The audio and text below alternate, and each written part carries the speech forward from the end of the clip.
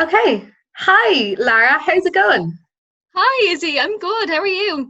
I'm fabulous. I'm fabulous. So we're here today with the Shona Project. Well, I am anyway, and we're going to talk about LGBTQ plus I issues and coming out and everything else in between. So my name's Izzy Tiernan. I'm from the Shona Project. I'm 18 years old and I've been a part of it for 2 years now. And yeah, I write a lot about mental health, about LGBT issues, and loads of other different stuff. So, Lara, give me a little background about you, where you're from, what you do. My name's Lara Fitzsimons. I'm 17 years old and I'm from Dublin in Ireland. And I'm a member of Belong to Youth Services. Oh, brilliant. How long have you been with them? I've only been with them since July. I started going to Belong to over lockdown, so it's been it's been a great experience. Yeah, Belong to are fabulous. I've worked with them a few times before and they're just a great group. Yeah, tell me a little bit about what happened last July. Why did you feel like you needed to reach out to Belong to? I think it was lockdown. I think everyone was in that lockdown stage where we were like, oh God, it's so long and I just want something to do. I was looking for a community of people that I could go to. Like school wasn't open, everyone was kind of very isolated, literally. So I was looking for a place to go and some new people to meet, and oh my God, I found a place 100%. Yeah. Brilliant, brilliant. And I identify as queer. You don't have to give your identity if you don't want to, but I use queer as a kind of an all-encompassing label for myself, I guess. And I started using that around last January, and then it was in March that I met my boyfriend. I was a lesbian before that, actually. I identified as a lesbian, and I wrote an article today about coming out a few times and the fluidity of sexuality, which we can go into in a few minutes. But yeah, and I use she they pronouns, which I've only started using the last month or so, but it feels right. It feels right. Yeah, that's brilliant. I go by the label of just gay. My pronouns are she, her, and I've kind of been identifying as that since I was about 15. I'm 17 now, so not that long, but it feels like forever for me. Yeah, yeah. And what was it like coming out? Like the whole background to it, was it okay? Was it chill?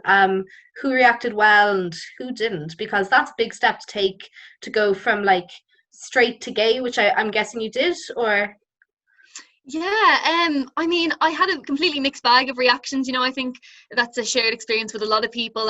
Family were brilliant with it. My nanny got me a pride flag. She literally hung it from her top window of her house. oh, She was delighted with life. Everyone was, and I think it always is a bit of a struggle coming to terms with it, because I feel like when you first kind of start to realize when you're a bit younger, well, for me, when I was a bit younger, it instantly your mind kind of goes to negative. I don't know if that's a shared experience, but definitely for me, my brain kind of went to, oh no, and now I have to tell people and stuff. But I was met with a lot of love and support from family.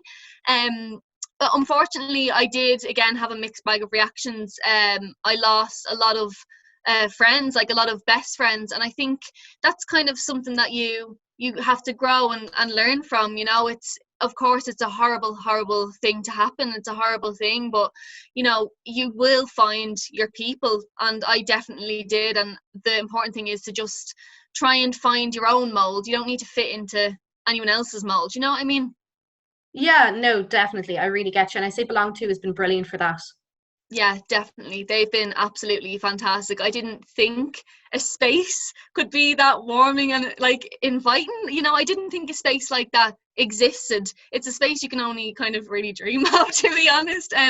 Because you're going from, school, and school is school. At the end of the day, you get a mixed bag of reactions. But when you find that place and those people who will support you through everything, your life just gets instantly better. Like I had lost the friends I'd had since I was like a kid, so that was a huge thing to happen. But I just started to learn from being a belong to, like, that's not my fault. Like, their reactions and other people's reactions are not my fault, so that space really gave me that opportunity to process and be the kind of person I am today. Good, that's brilliant. Yeah. And it's that reaction that I worried about quite a lot.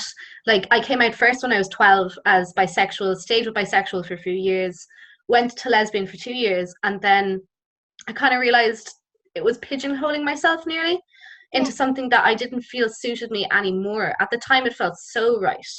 But I got to a point in my life where it just didn't feel right anymore. And I went, oh no, I have to come out again now. I have to tell Yeah. everybody, oh, actually, hi guys.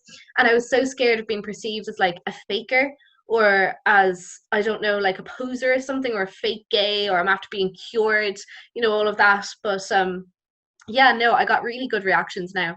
The third time round.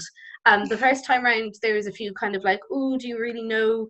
Like, you're pretty young. And I was like, yeah, I'm 100% sure. Yeah. I brought my first girlfriend home when I was 14, and I just went, this is her. She needs a lift home. Um, can I, can you get the car? And they were like, yeah, no bother. And that was it.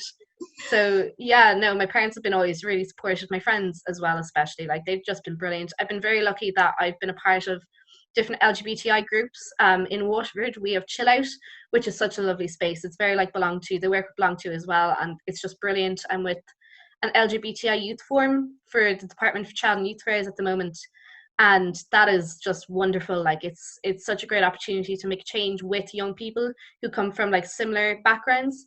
So yeah, no, I think those spaces are so important for young people, and if only every single school in Ireland had one.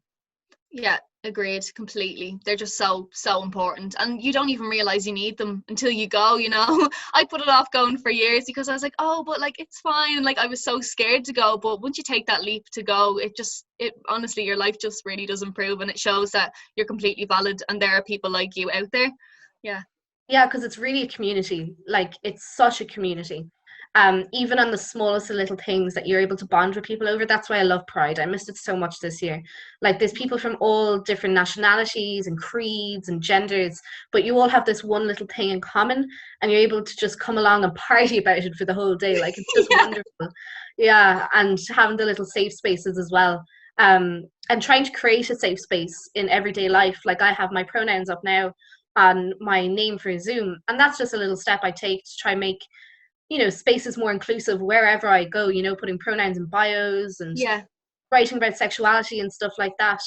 Yeah, yeah. How would you try, I guess, in your everyday life to make a bit of a change or make things better for other people and for yourself in regards to sexuality and gender? I think what I've really started to do more recently is, asking people their pronouns. I again, before I went to Belong To, and before I really kind of got to know like what pronouns were and things like that, you'd kind of just assume, like, oh, you're he, him, you're they, them, but I think it's so important to ask, even if people haven't even thought about it themselves. It's so important to make sure, because there could be someone you do ask who might be like, thank you for asking, no one has asked me that, and I really appreciate that. So asking people's pronouns, and again, pronouns and bios and things like that, yeah, definitely, they really really do help, and they make people feel more included in things, because a lot of the time people may just assume.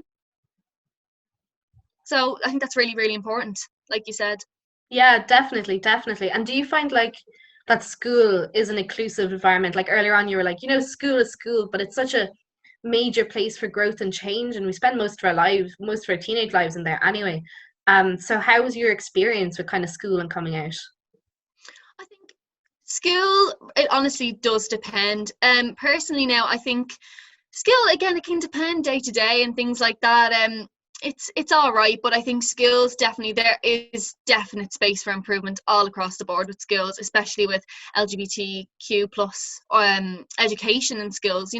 That would have, I think, helped me a lot to see myself represented on a curriculum, because so far I haven't seen that, and that really, it did make it hard coming out, and it still is hard when you're in school and not seeing yourself represented, and you're almost talked about as though you're those people over there, like alienated in that way. And I don't even think it's not even intentional. I think that's why it's so important to voice our opinions on things like this, really trying to find people who you can relate to and stuff, because skill can be really difficult, and that's completely valid, definitely. Yeah, no, absolutely.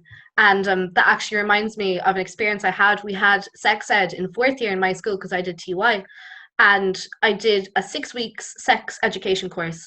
And not once in the 6 weeks they bring up same sex. And I went up to the woman afterwards and I said, are we going to be doing another course or something on same sex? And she was like, oh no, we just don't cover that. And I was like, great, I can put a condom on with my mouth, Fantastic. but I have no idea about HIV. Like, you know, and it's so ridiculous. It's so ridiculous that these things aren't discussed. And like you said, like, we're not represented now. I know a lot of schools do the stand-up week, but again, it's called stand-up week, not the LGBTI, or like our school call it Rainbow Week, which is lovely, and it's a really good chance to create that space, but it's only a week, you know, Yeah. and it's that type of energy should be kept throughout the whole year. And I firmly believe in, like, maybe flying the pride flag every now and again outside, especially for February, which is the LGBTI History Month, you know, which would be lovely. But I guess we're not able to do that at the moment because we're not in school. Yeah. Yeah, yeah. Um, so yeah, I guess the big thing with people our age would be coming out. Is there any advice, as someone who came out, that you would give to a young person, maybe 15, 16, about coming out and the easiest ways to do it? How did you start? Who did you tell first? And how did you realize, really? Wow, that's a really interesting question. I think the first step, I think, is just take your time. You don't need to rush. You don't, because I know when there's so many people you see coming out at a younger age, which is fantastic, it's absolutely amazing, but you might feel pressured to do so yourself. You don't need to rush. You have so much time to think about it. You don't need to feel like you need to tell like everybody at once or anything like that. There's still people I haven't told. There's still family members I haven't told. You know, I think it's an ongoing process, and I don't think you will ever stop coming out. It does get easier though, you know. I think the most important thing to remember is there are other people just like you in your city, in your town, in your neighborhood who are doing the exact same thing that you will have to do, and that's where I found comfort, you know. And don't be worried if you want to then later on change your label, you know, there's no pressure to stay what you decide. And you know, there's it's a long process, and what I did was I started telling people who I wasn't as close to, first of all, to say friends who lived a bit further away. I started off with the friends who lived in the next county over, like I text them and tell them, and then slowly move into my inner circle, because that just made it easier for me personally. And just to be yourself, you know. You do not have to apologize for choosing your happiness and choosing to be you. You do not have to apologize for that. And even if other people may not react how you want at first, there is room for education. Sometimes it takes a lot of patience from our end to help educate those people and stuff like that. So yeah, Yeah, that'll be my no, advice. that's brilliant. I would definitely say take your time as well. And I wrote an article about sexual fluidity, which I kind of had to come to terms with because I identified as a lesbian for so long, and then I fell in love with a boy, and I was like, whoa, a lesbian in love with a boy, that doesn't sound right, really. But yeah, like, it does really change, and people change all the time. We're always changing, and the idea that you pick one label and stick with it for your whole life, some people do, and it works for some people, but especially in an era with our generation when everything is so fluid, like transgender and gender fluidity has always existed, but it's only now that it's really coming into the spotlight, and people are becoming more comfortable with actually saying, today I feel like this, tomorrow I may not, and that's completely acceptable as well. It's so normal and valid, and you shouldn't feel like you're pigeonholing yourself forever if you do come out. You might have to Yeah. come out 6 or 7 times, and again, like you said, you'll be coming out for your whole life. No Yeah. matter who you tell, no matter how many people you tell, you can't announce to the world, even though sometimes you might want the world to know. But yeah, that's a really good strategy. I started with some friends, like you said, some not very close friends, and then my family, and I wrote an article then, and that's kind of how I find the easiest way. Like, I sent the link of the article into my family group chat, and I just went, surprise, Yeah, that's brilliant. thanks, and they all were like, okay, that's so yeah, no, they were brilliant. They were brilliant. But it's definitely a process. And then there's so many little steps you take when you do finally accept who you are. Like, going to your first Pride is such a special experience. Have you ever been? Incredible.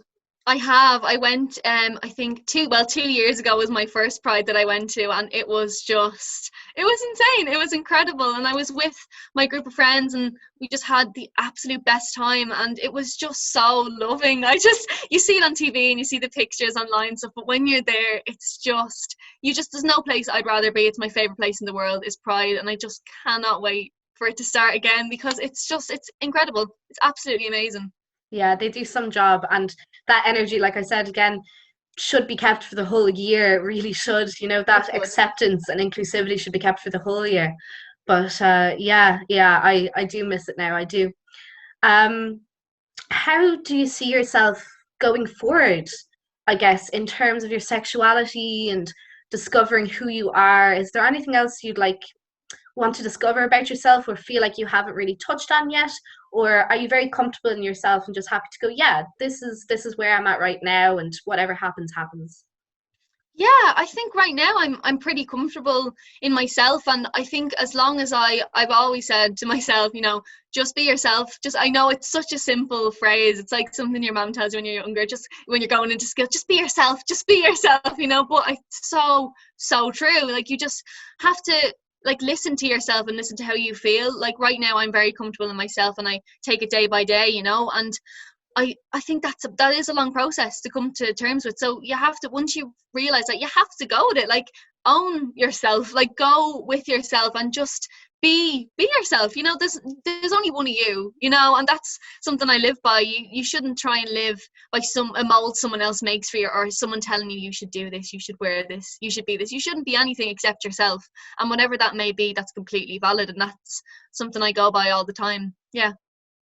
Yeah, brilliant, brilliant. I'd be the same, and I'm so excited to discover more about myself. Like I said, I only started using she they pronouns this last month, and it just feels so right, and I can't wait to discover more things about me, and to maybe change again and have more partners and try things out and see what works and see what doesn't. And that's Yeah. just the beauty of growing up, and we're nearly the exact same age, and we're both on kind of the cusp of our lives. So it's all very, very exciting as young LGBTQIA people in this era and this world where we're able to get married and love who we love and be who we are. It's so exciting. Incredible. Yeah, yeah. It's amazing.